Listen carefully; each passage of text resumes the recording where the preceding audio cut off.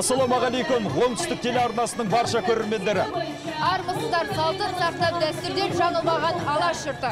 Ұлыстың ұлы мерекесі әз Наурыз мейрамы биыл тұңғыш рет жаңадан құрылған облыс орталығы киелі шаһар Түркістан қаласында тойлануда. Дүбірлі Наурыз Есімхан алаңында атап өтілуде. Ұлыстың ұлы мерекесі Наурыз мейрамына жиналған халықтың қарасы қалың. Дұрыс айтасың, Нұркен, бірлігі мен татулығы жарасқан түрлі ұлт пен ұлыс өкілдері бірігіп, бірлікте ұлыстың ұлы күнін қарсы алуда.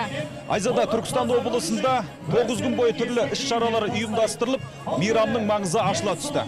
Мерекелік бағдарламада концерттік қойылым мен түрлі театрландырған қойылымдар, сонымен қатар суретшілер мен қолөнер шеберлерінің көрмелері, сонымен қатар спорттық ойындар ойнатылады. Ендеше біздің арнамен бірге болыңыздар. Арнадан алыстамаңыздар.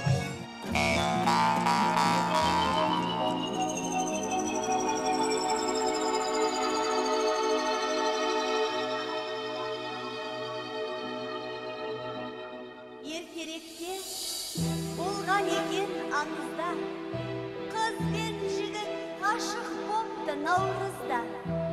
Құшақ жая қосыла алмай ғайып боп, күн ұл болып, айналыпты ай қызға.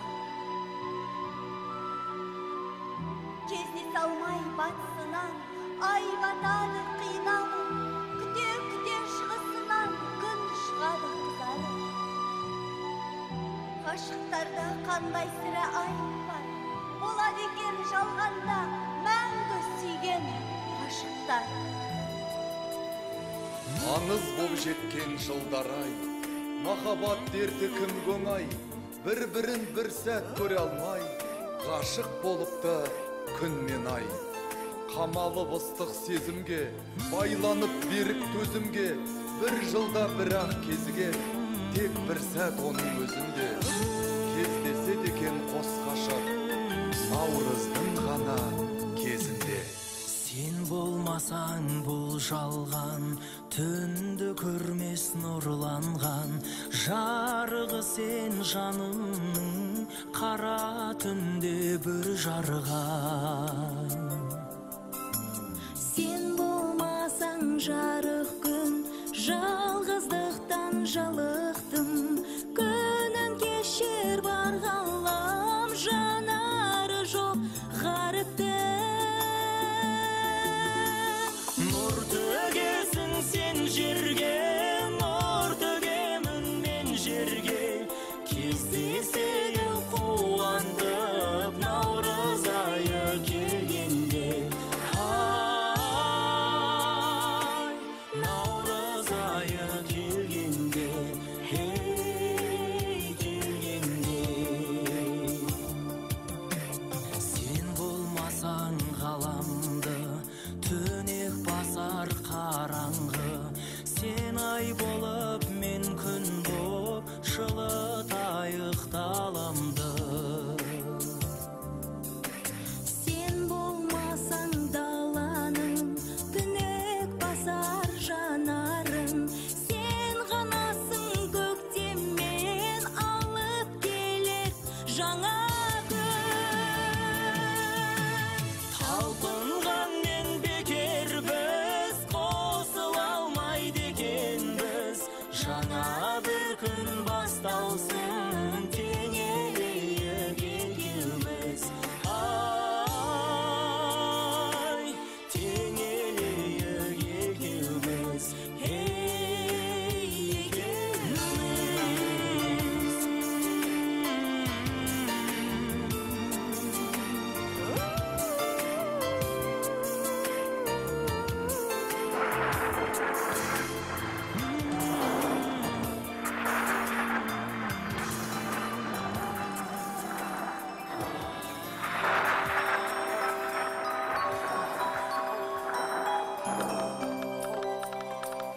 Нұрлы көктем ерекше бір арайлы, күн көзінен алтын сәуле тарайды. Дүние толып, қызыл жасыл гүлдерге өзгеше нұр аймалайды маңайды.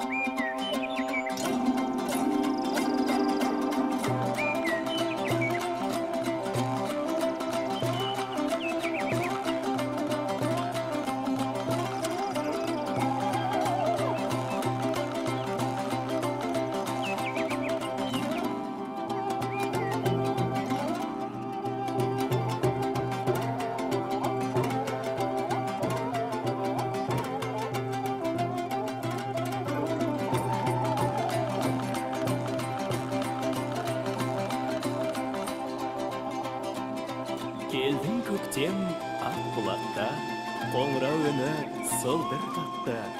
Келдің көктем жасыл бақты, жел тербетті, сылдырлатты. Келдің көктем бұлбұл құс боп, бақшамызды жырға малдың. Келдің көктем балбұл қыз боп, жүрегімді ұрлап алдың.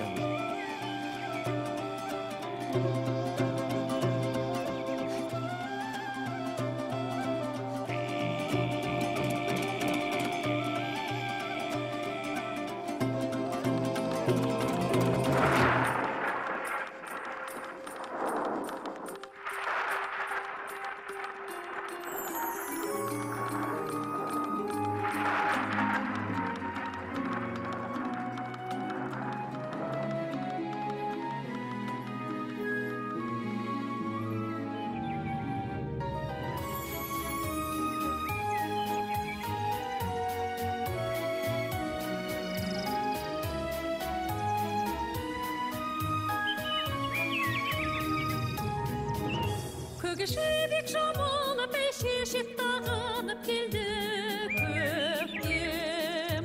Жопардай самалы тербетіп даланы сүйді беттен. Жаншығың жүргім ашық, тояр ма көз қарасы. Торға көктің ғиықтай бір қиып тоймайды көз қарасы. Армасың көктем, аңсады көктем, аңсады тауда далада, тағы жарана. Бұлбұл жайра, бұлбұл сайра, толтырда бақыт жүрекке, сайрада жайна.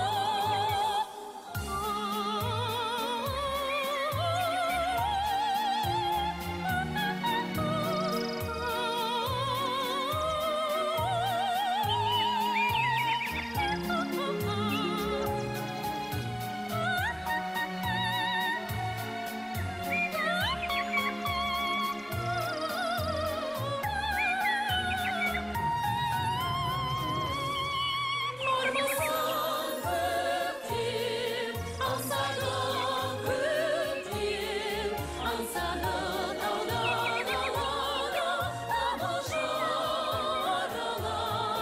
Бұлбұл жайра, бұлбұл сайра, толтырда бақыт жүрекке, сайрада жайна.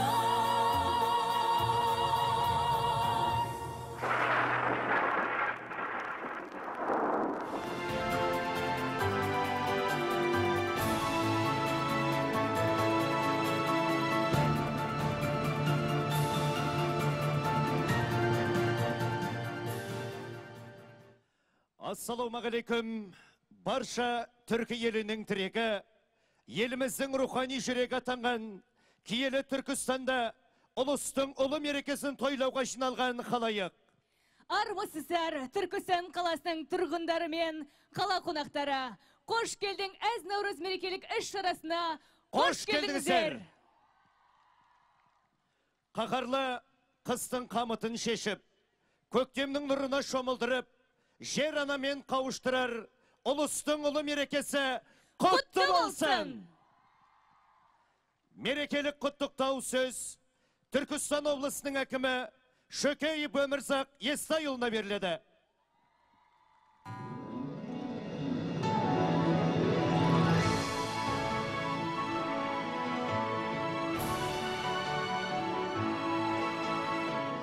Қадірменді қауым, құрметті түркістандықтар, сіздерді ұлыстың ұлы күні әз Наурыз мерекесімен шын жүрегімнен құттықтаймын. Наурыз біз үшін жыл басы, бар тіршілік оянатын көктемнің шуақты мерекесі, жанға жылу сыйлайды. Ұлыстың ұлы күні қарсаңында елбасы Нұрсұлтан Назарбаев мемлекетіміздің жаңару мен жаңғыру жолында жаңа қадам жасады. Ол мәңгілік елді мақсат тұтқан кемеңгер, тәуелсіздігімізді нығайтып, Қазақстанды әлем таныған мемлекетке айналдырды. Экономикасы қуатты, саяси тұрақты ел болдық. Еліміздегі тарихи оқиғалар қазақ халқын дамытудың жаңа сатысына жетелейді деген сенім зор қазір. Биылғы мерекенің ерекшелігі біз Наурызды Түркістан облысының орталығы Түркістан қаласында атап өтудеміз. Бұл да тарихи оқиға деуге негіз бар. Күллі қазақтың қасиетті ордасы түркі әлемінің рухани орталығына өздеріңізбен бүгін қауышып отырмыз. Наурыз мерекесінің тамыры тереңде жатыр. Біріккен ұлттар ұйымының бас ассамблеясы арнайы қарар қабылдап, 21 наурыз, яғни бүгін халықаралық наурыз күні деп бекітті. Қазақ үшін ұлыс күні жыл басы әрі қасиетті саналған. Наурызда халық тазаланып, ер азаматтар бір-бірімен қос қолдап амандасып, төс қағыстырған. Осы күні ауыл ақсақалдары араларына жүк түскен бауырлас елді, ағайындар мен дос жарандарды бір дастарханға шақырып табыстырған. Жағдайы төмен отбасыларға көмек көрсеткен. Облысымызда әр күнге әртүрлі ат қойып, 14 наурыздан бастап осы мейрам мерекеленіп келеді. Алтыбақан орнатылып, ән айтылып, айтыстар өткізіліп жатыр. Ат спорт түрлерінен сайыстар өткіздік. Жер беті ән мен жырға, ізгілік пен мейірімге бөленді. Бүгінде Наурызда тәуелсіз Қазақстанымыздың ең басты мерекесіне айналды десе болады. Барлық өңірлерде ұлыстың ұлы күні жоғары деңгейде аталып өтуде. Гүлдер, көшеттер отырғызылып, қаланы көркейту жұмыстары жанданды. Ұлттық киім мен дәстүрлі ән күйіміз насихатталды. Наурыз бүкіл елдің мерекесі, мейрамның әсерін, ізгілігін әрбір азамат сезінуі тиіс.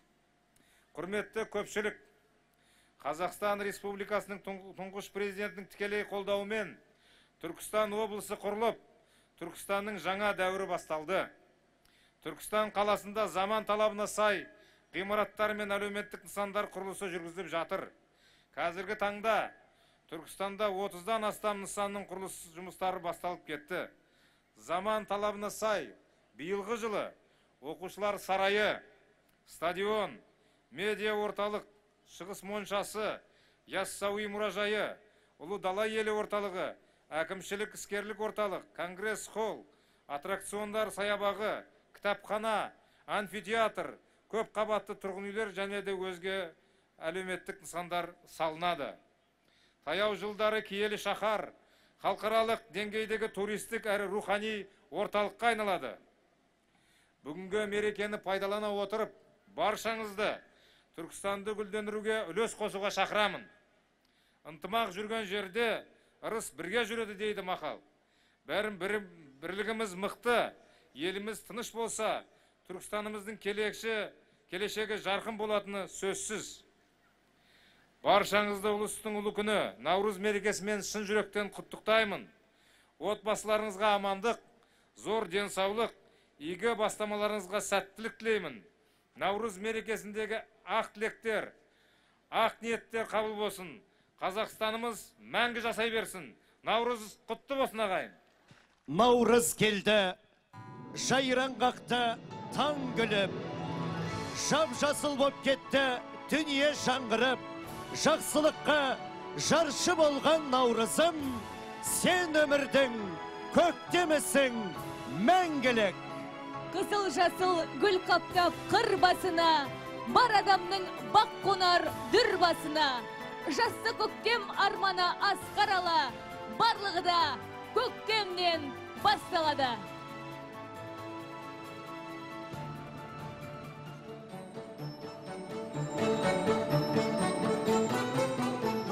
Бағындырып, тау жота асқақ белді, ақ көрпесін бұлғауын тастап келді.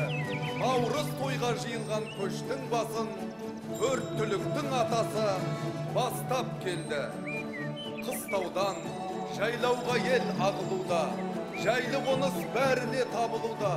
Төрт түліктің сұрасып амандығын, жолықты ел жаңа күн жарығында.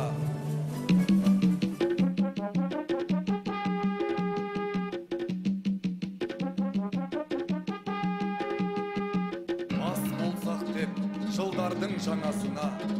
12 айдың жетіпті бәр асыға, жаз айлары жыл басы боламыз деп, жаңырап келді адамзат даласына. Күз айлары лайықты біз ғана деп, ой салыпты бәрінің санасына. Қатал қыс айларда таласыпты, жетіңдер деп әр айдың бағасына. Ел аралап келе жатқан қыдырата, еніпті осы даудың арасына. Өрелігін айтады 12 айдың, жыл басы болсақ деген таласына.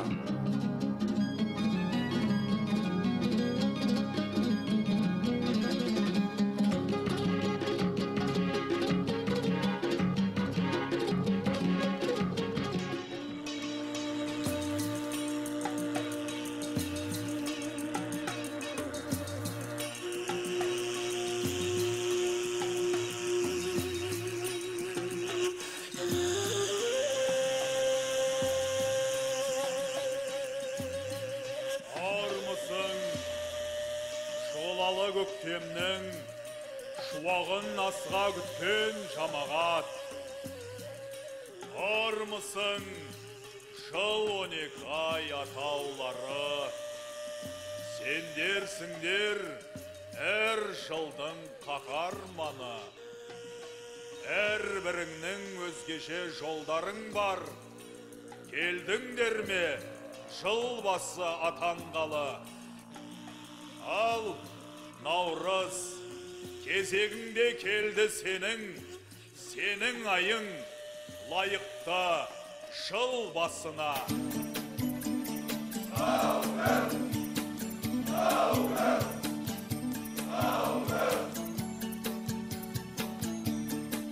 Қуандым ел, мені күтіп жатқанына, адамзат маған сенім артқанына, жылдың басы болуға лайықсың деп, қош айтып, қаңтар менен ақпанына.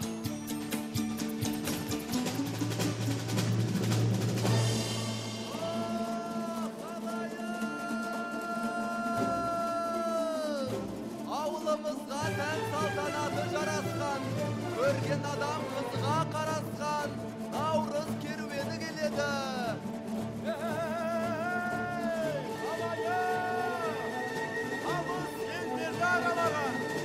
Жақсылары мен қайсаңдары бар, жетпіс өнерді меңгерген сері жігіттері бар, мың бұралған бейшілері бар керуенді, өргенде арманда, өргенде арманда. Қызықтан құр қалмаңыздар қалайы!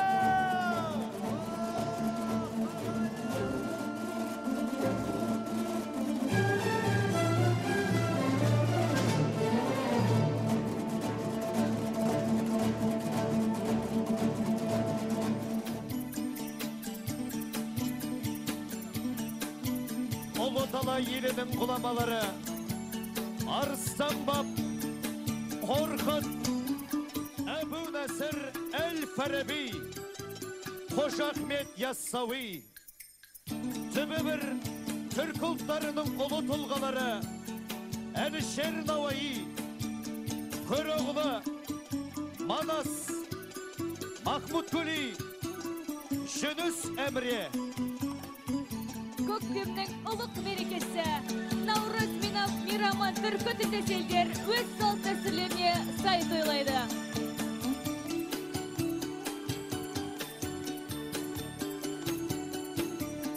Қазақ елі жер мен көктің жаңаруы, тіршіліктің бастауы және күн мен түннің теңелген уақыты деп, ұлыстың ұлы күні Наурыз мейрамын ұлттық мереке ретінде атап өтіп келеді.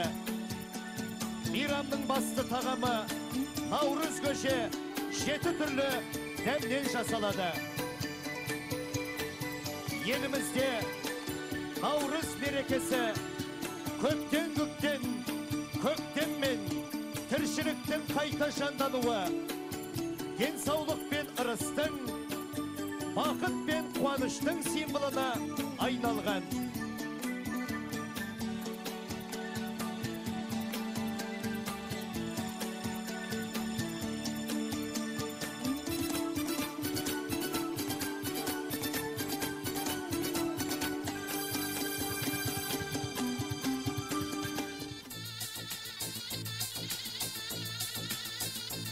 елінің Наурыз мейрамын тойлаудағы негізгі атрибуты қасиетті от болып саналады. Түрік халқы от жағып, оны айнала секіреді. Мейрам қарсаңында жапырақшымен дайындалған бүйрек, юбка, локум және сан алуан түрлі тағамдар дайындайды. Аталған елдің әр аймағында Наурыз мерекесі Сұлтан Неврузы, айдың соңы Невруз Сұлтан деп аталады.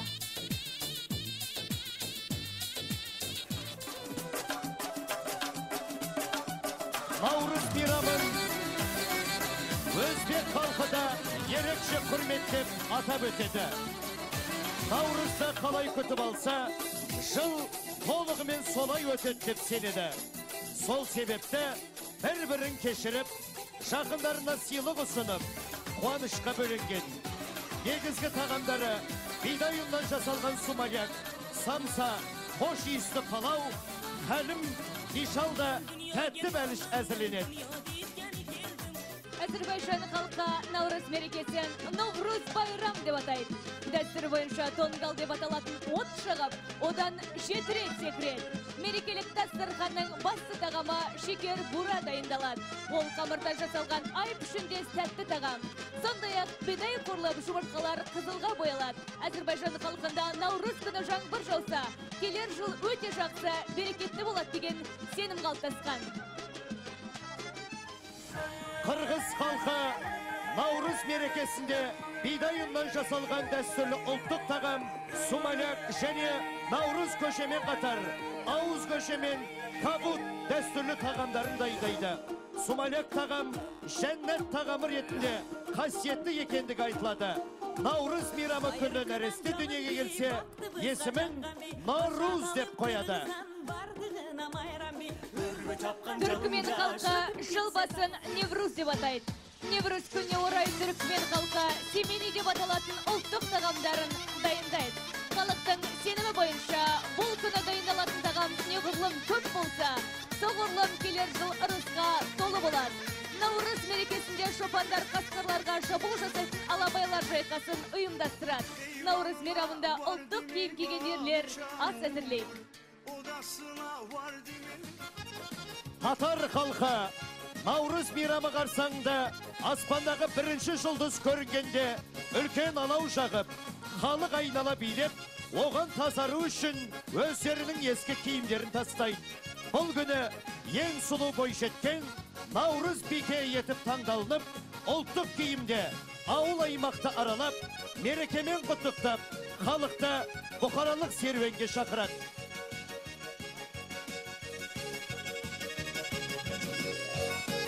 Сонымен қатар жастар Наурыз мейрамы келерде ауыл аймақтар алып күріш жинайды.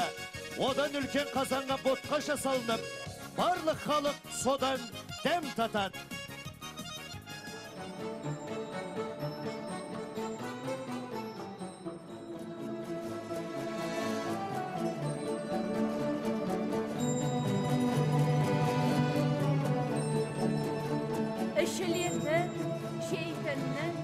Бұл көжеде бәр бар, дәм татсын ел жиылға.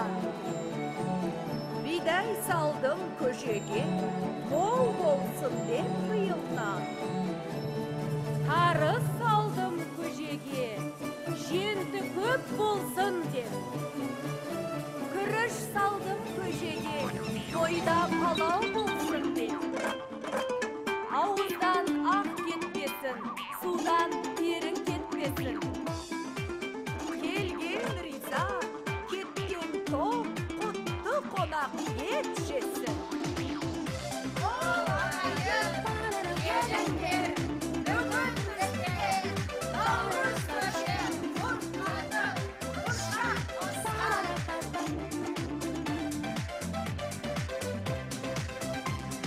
Көктем келді алақай, көктем келді, сағынып ек көктемді көптен бері.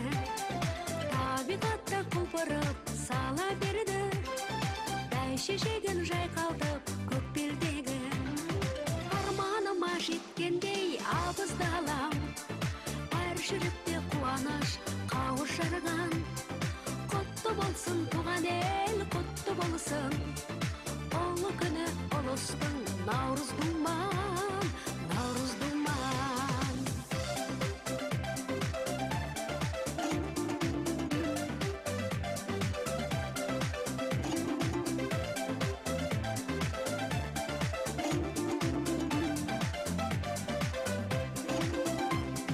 Алтын күннің нұр алып сәулесінен, құр қалмайық мереке кәдесінен. Жеті түрлі дақылдан дайындаған, дәм татайық наурыздың көжесінен. Жанарыңда жайнаған жұлдыздардан, ағай жеңгей айналдым ол қыздардан. Тола берсін шаттыққа қуанышың, бола берсін тамаша наурыз думан, наурыз думан. Ол ағайын, келіңдер, бүгін бізде наурыз көже құртқатып, ұршақ қосқан. Ау ағайын, келіңдер, көженің дәмін көріңдер. Ерке наурыз қош келдің, көктем наурыз, жаурағанға жылуын төккен наурыз. Жуан нәрсе жұқарып жіңішкеміз, үзілгелі тұрғандай жеткен наурыз. Арманыма жеткендей абыздалам, әр жүректе қуаныш қауышарған. Құтты болсын туған ел, құтты болсын, ұлы күні ұлыстың наурыз думан, наурыз думан. Шапағатым аямайды шаттаспай, шатырайды әр адам бұл шақпастан. Ал ағай, келіңдер, наурыз көжеден ішіңдер. Арманыма жеткендей абыздалам, әр жүректе қуаныш қауышарған. Құтты болсын туған ел, құтты болсын, ұлы күні ұлыстың наурыз думан.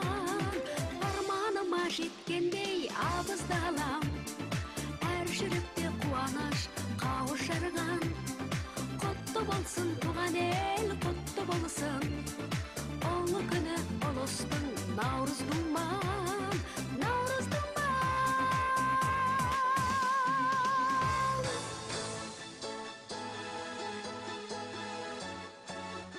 Тілі бөлек болғанымен тілек бір, ұлы достық мәпелеген жүрек гүл.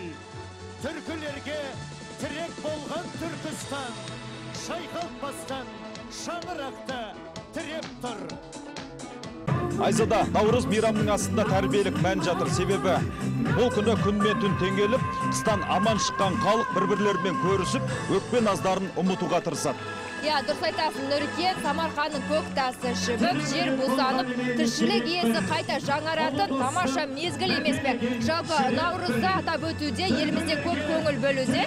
Мәселен, 2018 жылда Қазықтың баурайында таудың етектерінде тойланса, биыл Түркістан облысының жаңадан құрылған Түркістан облысының Түркістан қаласында алғаш рет атап өтілуде.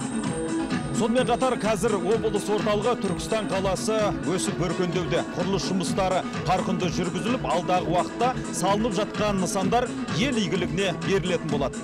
Түркістан қаласының қазіргі халық саны 160 мыңнан асса, болашақта 2019 жылдың бас жоспарына сәйкес Түркістан 500 мыңнан астам халқы бар шаһарға айналмақ. Алдағы уақытта Түркістан қаласы мегаполис болады деген үміт бар. Осыған сай құрылыс жұмыстары қарқынды жүргізілуде.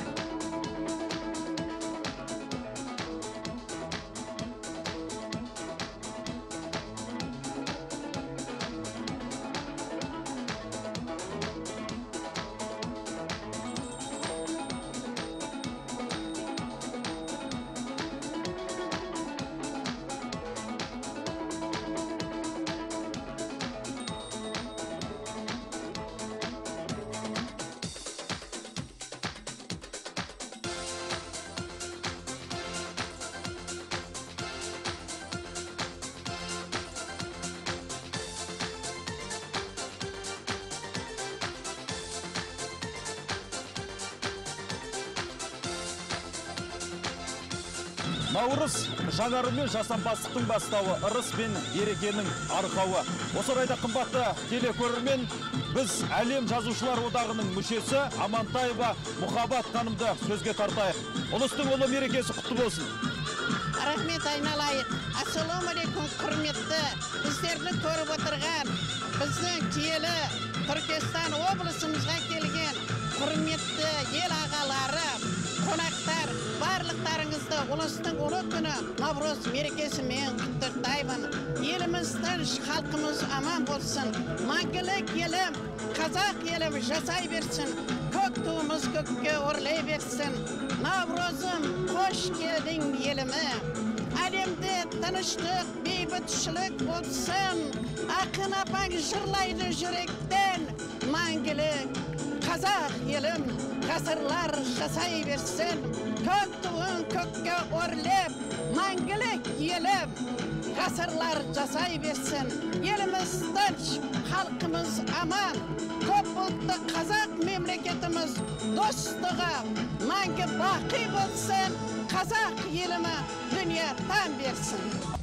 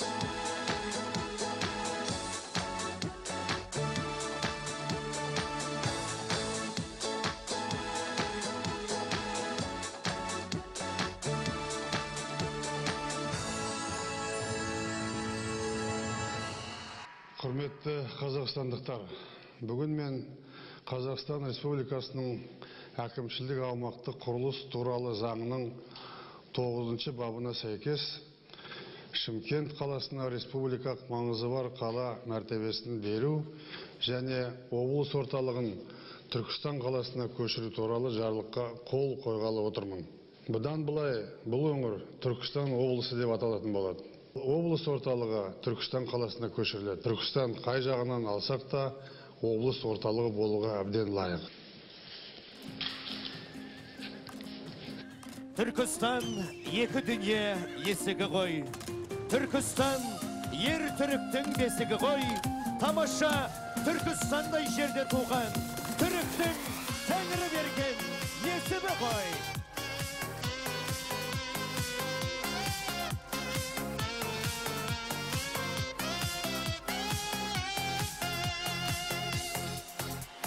Ежелден ертегі еліміз, мал болақ бау-бақша жеріміз, Түркістан түрленген нұрланған, келіңіз, келіңіз, көріңіз, бұл бақтарда сайраған, көргіні құлпырып жайнаған, ол қызы шаттығын тойлаған, киелі күмбезі Түркістан, бұл бақтарда сайраған, көргіні құлпырып жайнаған, ол қызы шаттығын тойлаған, Түркістан, Түркістан, Түркістан. Бүгіннен шуақты ертеңі, көріңіз қуатты өлкені, Түркістан таусылмас дастандай, тарихы шежіре шертеді. Бұл бақтарда сайраған, көргіні құлпырып жайнаған, ол қызы шаттығын тойлаған, киелі күмбезі Түркістан. Бұл бақтарда сайраған, көргіні құлпырып жайнаған, ол қызы шаттығын тойлаған, Түркістан, Түркістан, Түркістан.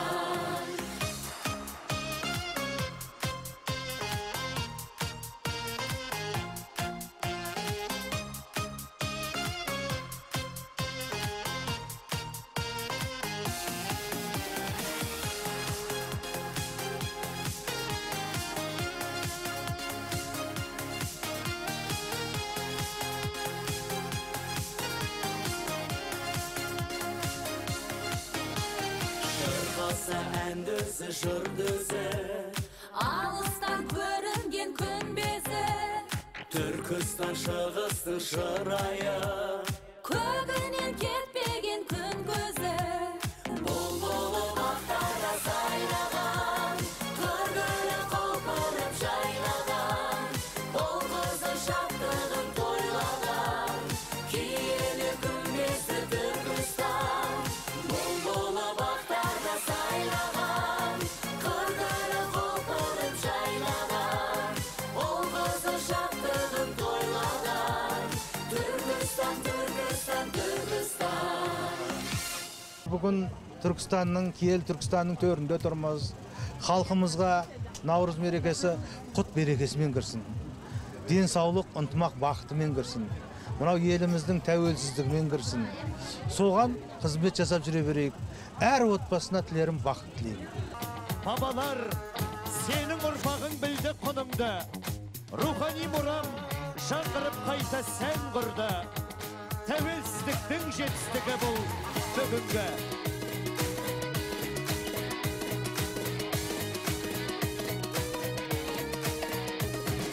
Тосқа түсіп тағдырың арқалаған ар жүгін, Түркістан сенде туылған қылықты қыз бен арлуың. Әлге жетіп бардығың, түрлендің қайта ал бүгін, тарихи шешім деп білдім елбасымыздың жарлығын.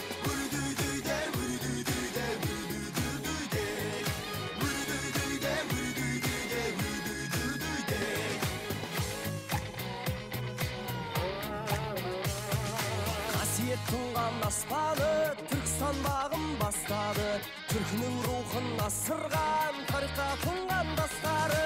Құрылып құнды жоспары, елбасы бағыт бастары, өзімен бірге өрлейді Түркістанның жастары.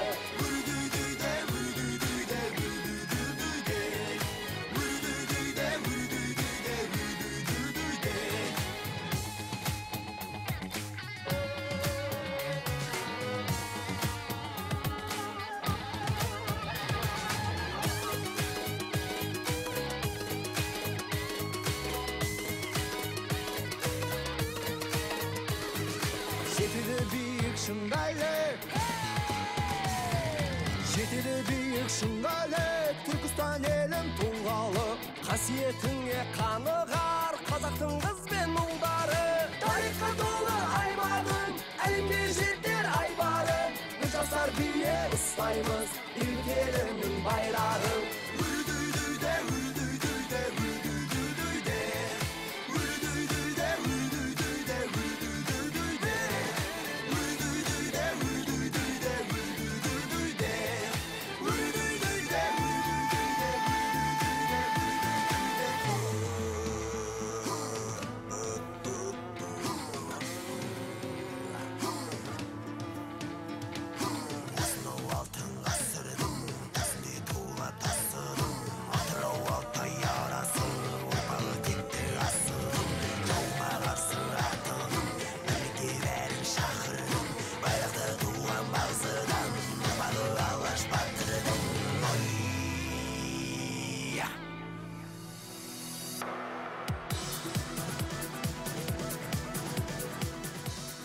Мен Түркістан облысының тұрғынымын, есімім Аружан. Бүгін Наурыз мерекесіне осы отбасымен бірге шықтым. Өте керемет өтуде, түрлі іс-шаралар, этнос ауылдарды көрудемін. Бір байқаған жастардың үлес көп қосуда. Себебі барсақ, мысалы этнос ауылға барсақ, билеп, домбыра, түрлі іс-шараларға қатысып жатқан жастар. Түркістан облыс болғалы өте жоғары деңгейде өтіп, түрлі ауылдар да өзінің үлестерін қосуда. Енді Түркістан облысының тұрғындарына өзінің ыстық лебізіңді жеткізсек. Жалпы барлық Түркістан облысының тұрғындарына айтарым, денсаулықтарыңыз зор болсын, отбасыларыңызға тек жақсылық тілеймін, ұлыс оң болсын, ақ мол болсын, наурыздан наурызға жете берейік. Түркістан тарихы тереңде, нұр шашқан көк күмбез төбеңде, шақырған мәдениет өнерге алаштың жүрегі. Мәңгілік елге жол бастаған, елбасы сөзіне қостаған, Түркістан рухани астанам тұранның тірегі. Елінде жерінде киелі, алдала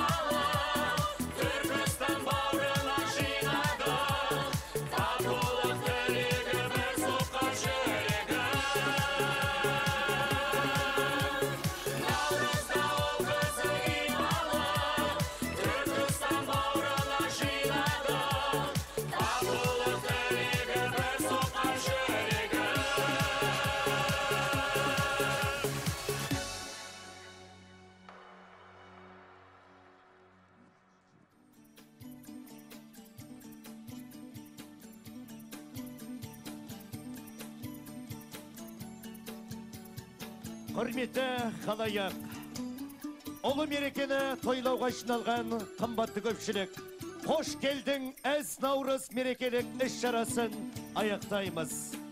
Ұлыстың ұлы күні баршамызға құтты болсын. Келген жыл берекелі, әр күніміз мерекелі болғай. Наурыз мерекесі құтты болсын.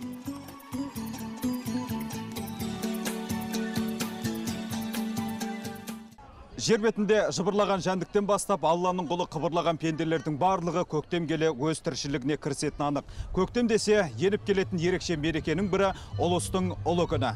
Наурыз жыл басы ұлыстың ұлы күні, күн мен түннің ыстық пен суықтың қайта теңеліп, қайта жаңғырып, қайта түлейтін табиғат мерекесі.